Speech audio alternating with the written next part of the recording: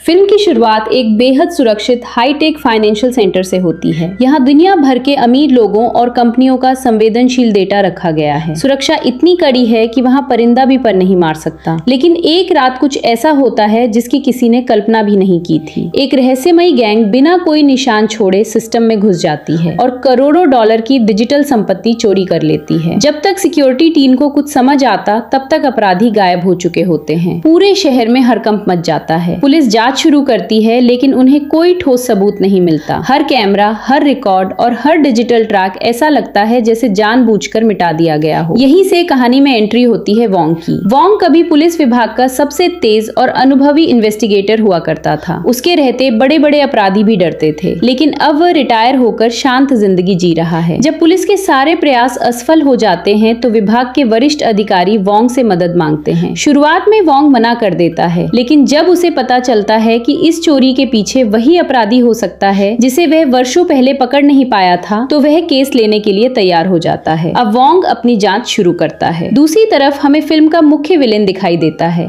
जिसे लोग शैडो के नाम से जानते हैं। शैडो का असली नाम फू लॉन्ग शेंग है। वह कोई साधारण अपराधी नहीं है। वह हर मिशन को महीनों पहले प्लान करता है और कभी भी अपनी असली पहचान सामने नहीं आने देता। उसकी टीम में कई एक्सपर्ट लोग हैं। कोई हैकर है, कोई मास्टर ड्राइवर और कोई सुरक्षा सिस्टम तोड़ने में माहिर। शैडो का मानना है कि दुनिया में सबसे बड़ी ताकत पैसा नहीं बल्कि जानकारी होती है। इसलिए वह हमेशा सबसे संवेदनशील डेटा और डिजिटल संपत्तियों को निशाना बनाता है। जैसे जैसे जांच आगे बढ़ती है, वोंग को एहसास होता है कि यह चोरी सिर्फ पैसे के लिए नहीं की गई। इसके पीछे एक और बड़ी साजिश छिपी हुई है। शैडो किसी बड़े ऑपरेशन की तैयारी कर रहा है और यह चोरी उसके प्लान का सिर्फ पहला हिस्सा थी। वोंग अपनी टीम के साथ छोटे छोटे सुराग जोड़ना शुरू करता है। एक कैमरे में दिखी एक धुंधली परछाई, एक छोड़ा हुआ इलेक्ट्रॉनिक डिवाइस और कुछ संदिग्ध लेन देन धीरे धीरे उन्हें सही दिशा में ले जाते हैं। लेकिन हर बार जब पुलिस शैडो के करीब पहुंचती है, वह उनसे एक कदम आगे निकल जाता है। यही फिल्म का सबसे दिलचस्प हिस्सा शुरू होता है। यह सिर्फ पुलिस और चोर की लड़ाई नहीं रह जाती, बल्कि दो जीनियस दिमागों की जंग बन जाती है। एक दिन वोंग को पता चलता है कि शैडो की टीम जल्द ही एक और बड़ी चोरी करने वाली है। इस बार उनका निशाना शहर का सबसे सुरक्षित डेटा वॉल्ट है। अगर यह मिशन सफल हो जाता है तो लाखों लोगों की निजी जानकारी गलत हाथों में पहुंच सकती है। पुलिस पूरी तैयारी के साथ जाल बिछाती है, लेकिन शैडो पहले से ही उनकी योजना जान चुका होता है। जब पुलिस सोचती है कि उन्होंने अपराधियों को घेर लिया है, तभी असली चोरी किसी दूसरी जगह हो रही होती है। यह देखकर वोंग समझ जाता है कि शैडो सिर्फ तकनीक का नहीं बल्कि इंसानी मनोविज्ञान का भी मास्टर है। अब कहानी क्लाइमेक्स की तरफ बढ़ती है। वोंग एक जोखिम भरी योजना बनाता है। वह जानबूझकर एक नकली सूचना लीक करता है ताकि शैडो उसे सच मानकर कार्रवाई करे। जैसा वोंग ने सोचा था वैसा ही होता है। शैडो उस जानकारी के पीछे जाता है और पहली बार गलती कर बैठता है। पुलिस उसकी लोकेशन ट्रैक कर लेती है। इसके बाद एक जबरदस्त पीछा शुरू होता है। सड़कों पर तेज रफ्तार चेज,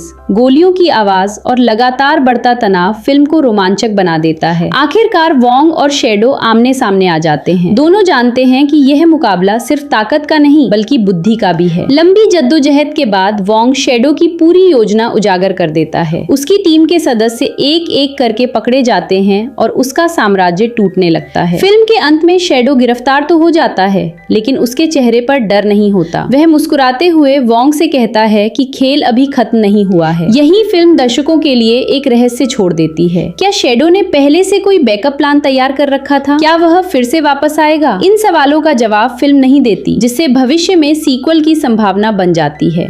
अरे दोस्तों, आप लोग वीडियो देखते हो लेकिन सब्सक्राइब नहीं करते हो। अगर सब्सक्राइब नहीं करना है तो कम से कम लाइक तो कर दिया करो, ताकि मुझ जैसा छोटा क्रिएटर यूट्यूब पर जगह बना सके।